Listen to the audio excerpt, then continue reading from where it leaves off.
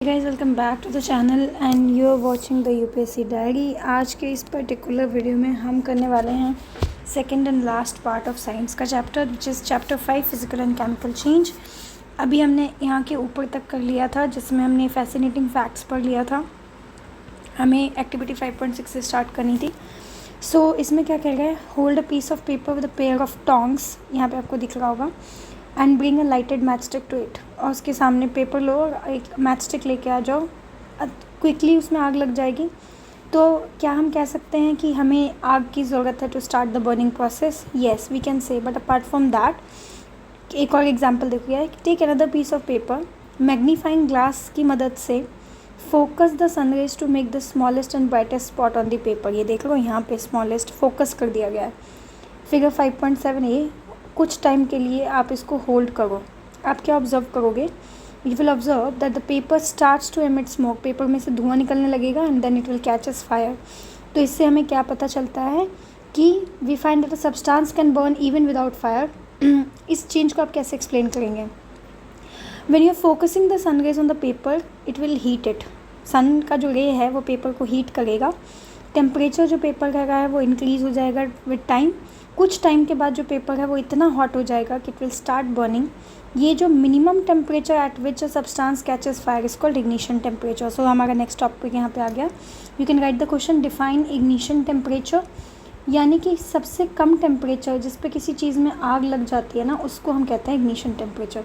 क्योंकि टेम्परेचर जो है लाइटेड मैच स्टिक का वो ऑलरेडी इतना हायर है then the ignition temperature of the paper. So इसी वजह से इमीडिएटली उसमें आग लग गया। लेकिन इस वाले एक्सपेरिमेंट में थोड़ा टाइम लगा बिकॉज मिनिमम टेम्परेचर को तक पहुंचने में थोड़ा वक्त लग गया।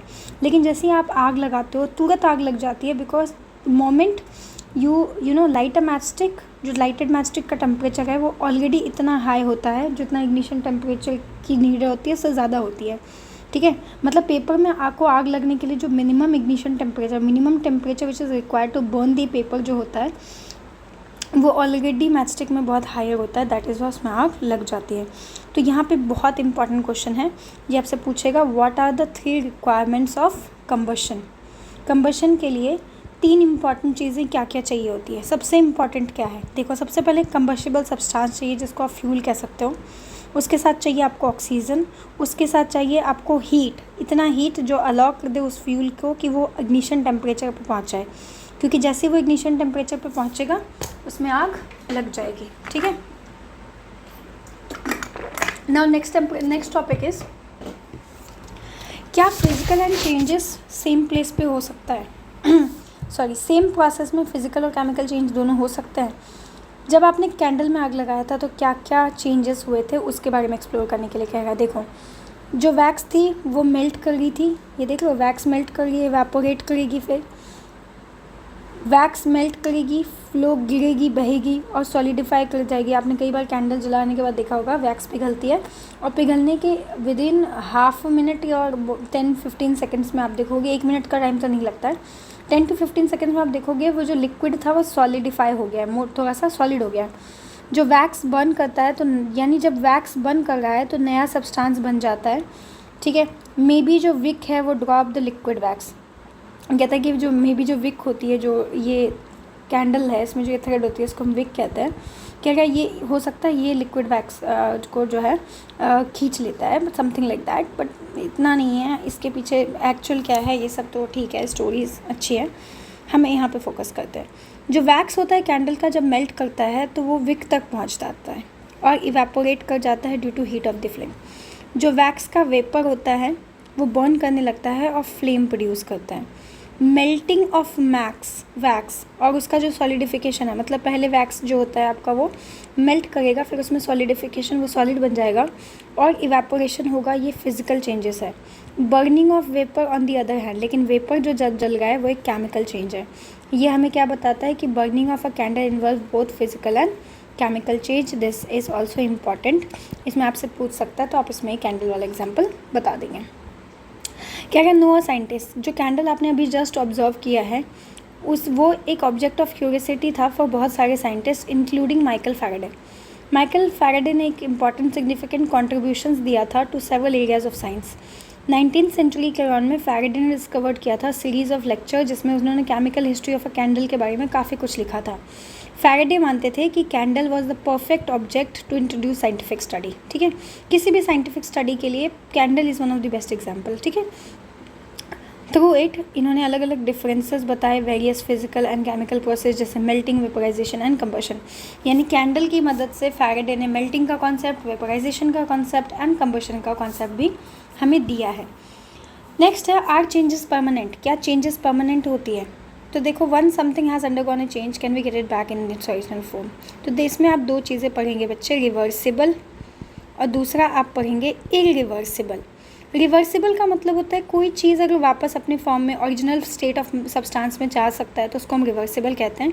जो चीज़ें अपने ओरिजिनल स्टेट में नहीं जा सकता है उसको हम इरिवर्सिबल कहेंगे। For example, let's take an example of lady finger, in Hindi we call it भिंडी।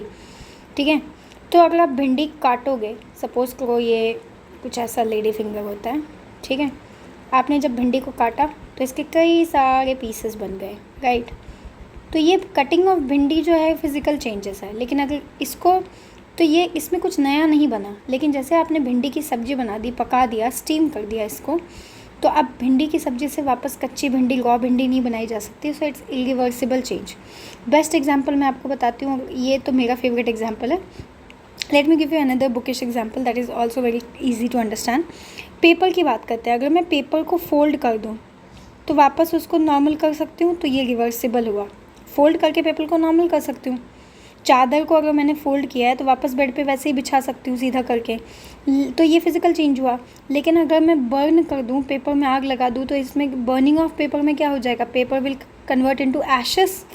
एशेस एक नया सब्सटेंस हो गया, अभी इस ऐश से मैं दोबारा पेपर नहीं बना सकती। सो दिस इज़ इरिवर्सिबल, यानी ओरिजिनल फॉर्म में वो वापस नहीं जा सकता। Okay, can think again about all the changes that we have discussed और टॉक्ड अबाउट सो फार। इनमें से किस में आप ऑब्जेक्ट और सब्सटेंस को वापस उस फॉर्म में ला पाए, उसके बारे में बात करते हैं। मेल्टिंग आइस क्यूब्स, हाँ बिल्कुल, आइस क्यूब मेल्ट हो जाएगा, उसको वापस फ्रिज में डालोगे फिर से आइस बन जाएगा, तो इट्स रिवर्सिबल। वेजिटेबल्स को अगर आप चॉप करो तो नहीं, ओरिजिनल स्टेट में तो वापस नहीं लिया जा सकता, पर ये केमिकल चेंज भी नहीं है, ठीक है, कुछ नया नहीं फॉर्म हुआ। बॉइलिंग ऑफ वाटर, हाँ ये ओरिजिनल स्टेट में इसको भी वापस लाया जा सकता है। Making popcorn from the corn, yes बिल्कुल, इसमें एक एग्जांपल आप लिख सकते हो, बर्निंग ऑफ पेपर।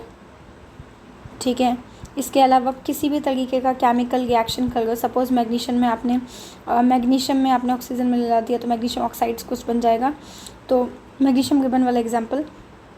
तो केमिकल रिएक्शंस जो होती हैं वो भी क्या होती है, वो भी इरिवर्सिबल होती है। ठीक है, इनको भी आप वापस से उसको स्टेट में नहीं ला सकते हो। तो क्या है, वही कह रहा है, अगर आप किसी ऑब्जेक्ट को उसके ओरिजिनल फॉर्म में या ओरिजिनल ऑब्जेक्ट को उसी जैसा वो था वैसा कर सकते हो, किसी भी सब्सटेंस को ओरिजिनल फॉर्म में ला सकते हो, with which we started shows that the changes we brought can be reversed. For example, जब आइस मेल्ट करता है इसको वापस आप रीफ्रीज कर सकते हो, आइस बना सकते हो। सिमिलरली जब वाटर इवेपोरेट कर सकता है तो वापस कंडेंसेशन से लिक्विड फॉर्म में भी, मतलब गैस बंद कर दो, जितना भी वेपर था, जो वेपर जो स्टीम निकला वो ऊपर जाएगा, फिर प्रेसिपिटेशन होगा, फिर फॉल कर जाएगी, तो वापस अपने स्टेट में आ जाती है। हालांकि कुछ चेंजेस ऐसी होती है जिसको रिवर्स नहीं किया जा सकता, क्योंकि इसको आप ओरिजिनल ऑब्जेक्ट या सब्सटेंस में वापस नहीं ला सकते after the change take place. जैसे chopping the vegetables can not return to their original size and shape, तो इरिवर्सिबल तो है ये भी, ठीक है, इरिवर्सिबल है। तो इसमें आप अभी पढ़ोगे almost most of the physical changes जो होती हैं वो रिवर्सिबल होती है, ठीक है, लेकिन केमिकल चेंज इरिवर्सिबल होती है। Most of the physical changes जो होती है रिवर्सिबल होती है, यानी कुछ ऐसे, जैसे chopping of vegetable is a physical change, लेकिन आपको उसको ओरिजिनल फॉर्म में नहीं ला सकते ना, तो it is an example of irreversible. यानी यहाँ पे जो चॉपिंग वेजिटेबल था, नो इसीलिए यहाँ पे आया हुआ है क्योंकि वेजिटेबल चेंज किया, कुछ नया तो नहीं बना, लेकिन कटी हुई भिंडी को वापस आप भिंडी नहीं बना सकते ना, नॉर्मल सीधी भिंडी जो आपने बाजार से खरीदी थी, तो इट्स एन इरिवर्सिबल चेंज। ठीक है, कटी हुई भिंडी का फेविकॉल से तो चिपकाओगे नहीं, तो इरिवर्सिबल हुआ, लेकिन ये चेंज कैसा है बच्चा, फिजिकल चेंजेस है। तो आपको ध्यान रखना है, सारे के सारे फिजिकल चेंजेस जो होते हैं इरिवर्सिबल होती है नहीं, most of the physical changes are reversible. ज़्यादातर जो फिज़िकल चेंजेस होती है वो रिवर्सिबल, वापस उसको उसके स्टेट में लाया जा सकता है, ठीक है। मोस्ट लिखा है, सारे नहीं, लेकिन केमिकल चेंजेस में आप लिखोगे ऑल केमिकल चेंजेस, कितना भी कोई भी केमिकल चेंज होगा उसको वापस अपने फॉर्म में लाया नहीं जा सकता, तो all the chemical changes are irreversible, ठीक है। तो वही है, making popcorn can not go back to its original form, these changes around us could be grouped into those can be reversed and those that can not be reversed. Are all changes desirable, क्या है, क्या सारी changes ऐसे होती है जो हमें पसंद है, डिज़ायरेबल है। तो बहुत आप देखोगे कि बहुत सारे यूज़फुल चेंजेस हमारी लाइफ में होते हैं। फॉर एग्जांपल, दूध का दही में बन जाना, changing of milk into curd, fruits का पक जाना, कटिंग ऑफ फ्रूट्स और कुकिंग ऑफ फूड, ये सब अच्छे चेंजेस हैं, डिज़ायरेबल चेंजेस हैं, तो हमें कोई नुकसान नहीं होता इसका, ठीक है। लेकिन कुछ चेंजेस ऐसे होते हैं जो अनडिज़ायरेबल, जैसे फ्रूट्स का सड़ जाना, iron, rusting of iron, iron के चीज़ों में जंग लग जाना, रस्ट पड़ जाना, ब्राउन कलर्ड का लेयर लग जाना, या डीके ऑफ फूड, गर्मियों में आप देखोगे ना, दोपहर का खाना अगर बाहर ही रखा है, फ्रिज में नहीं डाला है, तो उसमें स्मेल आने लगती है, तो ये सारी अनडिज़ायरेबल चेंजेस है। स्टोरेज के टाइम पे ही अक्सर ये चेंजेस हो जाती है। A change that is undesirable, एक ऐसा चेंज जो अनडिज़ायरेबल है, कुछ सिचुएशन में डिज़ायरेबल हो सकती है, this is your question. Desirable undesirable का पता नहीं, लेकिन ये जो एग्ज़ाम में आपसे पूछेगा, क्या जो चेंजेस अनडिज़ायरेबल है वो डिज़ायरेबल हो सकता है, यानी जो चेंजेस अच्छी नहीं है, जो हमें पसंद नहीं है, क्या वो ऐसी बन सकती है कि हमें भी पसंद आ जाए, डिज़ायरेबल हो जाए वो, तो हम कहेंगे हाँ जी बिल्कुल ऐसा पॉसिबल है। जैसे कि फूड का डिकम्पोजिशन हो गया, फूड ख़राब हो रहा है और सड़ने के बाद उसमें बैक्टीरिया, फंगी सब लग रहा है, ठीक है, ये यूज़फुल हो जाता है बिकॉज वो जो फूड वेस्ट था उसमें कन्वर्ट हो जाएगा कंपोस्ट में। जैसे बनाने के छिलके होते हैं, बनाना हो गया, सड़ गया ना, उसका छिलका जब डिकम्पोज होगा तो उससे आप कंपोस्ट बना सकते हो, यानी ऑर्गेनिक फार्मिंग के लिए बहुत अच्छी होती है, ठीक है। छोटे मोटे प्लांट्स के अंदर आप डालोगे तो it will act like a very good fertilisers. कुछ चेंजेस जो होती है वो उनको होने में सालों लगता है due to human activity and it can have a long term environmental impact. कुछ में ऐसी चेंजेस होती है जिसको जो कई साल में होता है, मतलब बदलाव होता है। जैसे मान लो पेट्रोलियम है, आप ओवर यूज़ करोगे तो पेट्रोलियम ख़त्म हो जाएगा, तो इसमें चेंज होने में it will take a long term environmental impact. Pollution हो रहा है, हमें लगता है क्या ही होगा, अभी दिवाली आ गया है, लोग पटाखे जलाएंगे, क्या ही हो जाएगा हमारे एक पटाखा जलाने से, लेकिन आपके जैसे ऐसे हज़ारों बच्चे ऐसे ही सोचेंगे तो वो पॉल्यूशन धीरे धीरे धीरे करके हमारी इन्वायरमेंट पे हीट को ट्रैप करेगा and the heat will not be able to escape itself. For example, जो इंक्रीज्ड कंजम्पशन हो रहा है फ्यूल का कार में, मतलब गाड़ियों के अंदर जो आप इतना ज़्यादा फ्यूल का इस्तेमाल करते हैं, ट्रेन में, एरोप्लेन में, इसका जो ये क्या कर रहा है, कार्बन डाइऑक्साइड का जो अमाउंट है उसको इंक्रीज़ कर रहा है एटमॉस्फेयर में। पेंट को जो ड्राई कर रहे हो, मतलब वॉल्स पे जो आप पेंट कर रहे हो जब वो सूखता है, तो डोर्स पे, फर्नीचर पे जो पेंट होता है जब वो सीखता है, तो इसके कारण कई सब्सटेंसेस होते हैं जो रिलीज़ होता है, तो वो इवेपोरेशन को, जिसके कारण एटमॉस्फेरिक पोल्यूशन हो जाता है, ठीक है। कुछ नेचुरल चेंजेस जो बहुत ही स्लोली होता है उसके बारे में बात करते हैं। Let's talk about weathering of rocks. Okay, so अगर मैं वेदरिंग ऑफ रॉक्स की बात करूँ तो आपने कई बार हीप्स ऑफ सैंड देखे होंगे, मिट्टियाँ बहुत सारी जो सॉइल या स्टोन्स जो कि माउंटेन के बेस पे आपको दिखेंगी, माउंटेन के बेस पे, जैसे 5.10 में फिगर में दिखाया गया है, मैं दिखाती हूँ आपको। 5.9 है ये, 5.10 ये देखो, ये देख लो यहाँ पे माउंटेन्स के बेस में, मतलब नीचे की तरफ। ओके, ये सेडिमेंट्स होते हैं एक्चुअली। कैसे बनते हैं, देखो, sediments are formed by physical changes. How are sediments form, question बन सकता है, हाउ आर सेडिमेंट्स फॉर्म्ड। तो देखो बच्चे, सेडिमेंट्स जो होता है वो कैसे फॉर्म होता है, बाय द फिजिकल चेंजेस, जो कि बड़े बड़े पत्थरों को, बड़े बड़े रॉक्स को तोड़ देता है छोटे छोटे पीसेस में। ओके, तो ये हाईलाइट कर लो, sediments are formed by physical changes that break up large rocks into smaller pieces. Temperature changes due to climatic condition, और उसके बाद क्लाइमेट की कंडीशंस के कारण टेम्परेचर में बदलाव आता है। Growing roots of the trees, ठीक है, टेम्परेचर क्योंकि टेम्परेचर बदलने के कारण होते हैं क्लाइमेटिक कंडीशन, ठीक है। पेड़ों के अंदर रूट्स ग्रो करना, और इतना ही नहीं, वाटर का फ्रीज़ होना with in cracks in the rocks, मतलब रॉक्स के अंदर जो पानी है वो फ्रीज़ हो जाएगा, इसके कारण ये सारी चीज़ें टूट जाती है। तो क्या क्या 3 कॉजेज़ है जिसके कारण टूट रहे हैं आपके रॉक्स, पहला, water inside the cracks getting freeze. Second, growing roots of the trees, मतलब पत्थरों के अंदर ही जो छोटे मोटे पेड़ है उसके रूट्स ग्रो कर गए हैं, ठीक है। इसके अलावा क्लाइमेटिक कंडीशंस, इन सब, ये टेम्परेचर चेंज हो रहा है ड्यू टू क्लाइमेटिक कंडीशन, ये सब वो कारण है जिसके कारण रॉक्स टूटते हैं।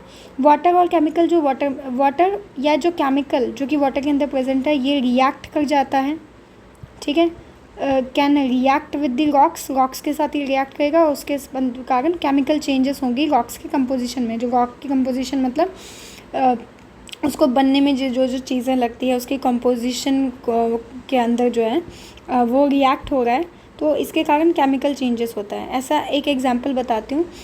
ऐसा कोई भी केमिकल चेंज जो आपने फिगर 5.10b में देखा है, देखो रेडिश हो गया। यहाँ पे पहले ये पत्थर ब्लैक कलर का रॉक था जिसको बसाल्ट कहते थे, जिसमें आयरन था, विच कंटेन आयरन। इसमें केमिकल चेंजेस हुए और इसने केमिकल चेंजेस ने रेड कलर का लेयर प्रोड्यूस कर दिया। जो रेड कलर था वो रिज़ल्ट था आयरन ऑक्साइड का, जो तब बना जब रॉक का जो सरफेस था वो बहुत लंबे समय के लिए वाटर और एयर के साथ एक्सपोज रहा, जिसमें वाटर वेपर था, ठीक है। वाटर और एयर जिसमें वाटर वेपर भी प्रेजेंट था, इन्वायरमेंट जिस पे वाटर वेपर था, ठीक है। तो आपका जो आयरन ऑक्साइड के साथ रेड कलर जो था वो क्यों था, क्वेश्चन पूछ सकता है। Why the basalt which was originally a black coloured rock became red in colour. So इसका आंसर यही है, because it reacted with the iron oxide, ठीक है। और simply you can say the red colour is the result, यहाँ पे the red colour of the basalt rock is a result of iron oxide produced. कब बना, जब rock surface expose हुआ काफ़ी लंबे समय के लिए वाटर और एयर के साथ, उस वाटर और एयर के साथ जिसमें वाटर वेपर प्रेजेंट था।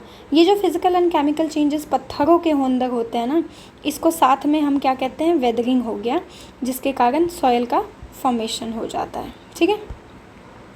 नेक्स्ट है इरोजन के बारे में अगर मैं बताऊँ, आपने कई बार नोटिस किया होगा फाइन सैंड जो कि रिवर बेड और लेक्स के पास कलेक्ट हुए होते हैं। ये जो सैंड होता है ये तब फॉर्म होता है जब रॉक के पेबल्स यानी पत्थरों के छोटे छोटे टुकड़े, मिट्टी और सेडिमेंट्स जो है वो टूट जाते हैं और मूव करते हैं एक दूसरी जगह से दूसरी जगह पे because of natural forces like wind and flowing water.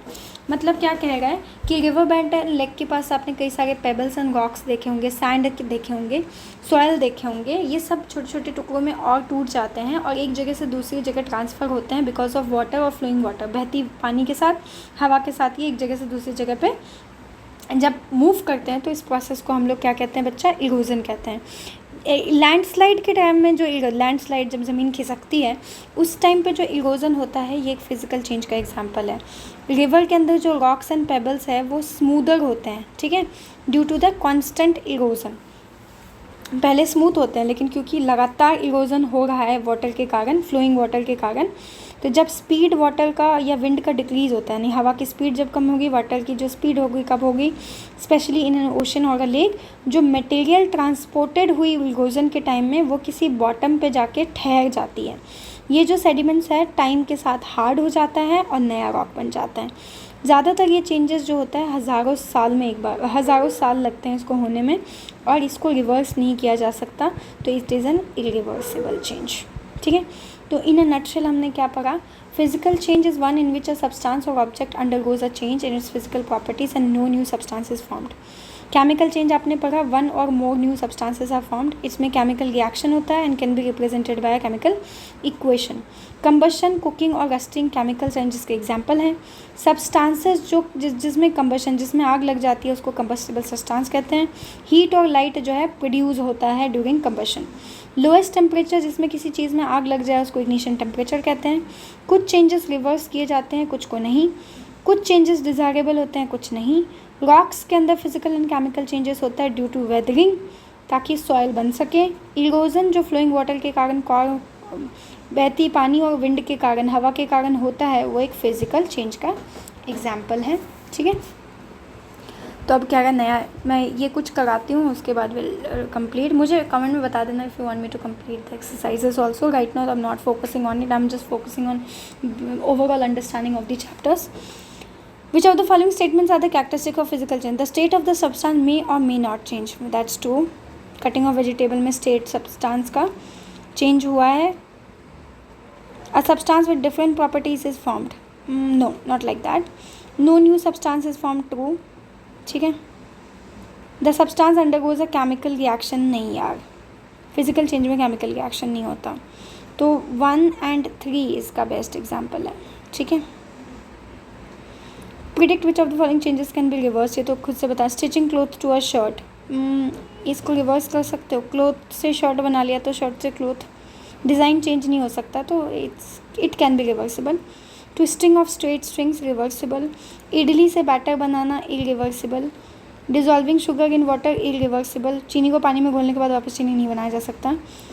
पानी से कुएं से पानी निकालना, doing water from the well, reversible, वापस पानी डाल सकते हो। फ्रूट्स का पक जाना इरिवर्सिबल है। ओपन पैन में वाटर को बॉईल करना, तो स्टीम से वापस वाटर बनाना इरिवर्सिबल है। वैसे कंडेंस होके बाद में दूसरे फॉर्म में आती है। रोलिंग अप अ मैट को रोल करना, हाँ रिवर्सिबल है, वापस नॉर्मल कर सकते हो। वीट को ग्रेन को से फ्लोर मतलब गेहूं से आटा बनाना, तो आटे से गेहूं तो नहीं बना सकते, इरिवर्सिबल। सॉइल का फॉर्मेशन फ्रॉम द रॉक्स, पत्थर से सॉइल बन रहा है तो सॉइल से फिर पत्थर बनाना ना, इरिवर्सिबल, ठीक है। बाकी क्वेश्चंस के लिए आप मुझे कमेंट सेक्शन में बता देना, accordingly I will work on it if it is needed. Thank you so much for watching guys, see you soon in my next video.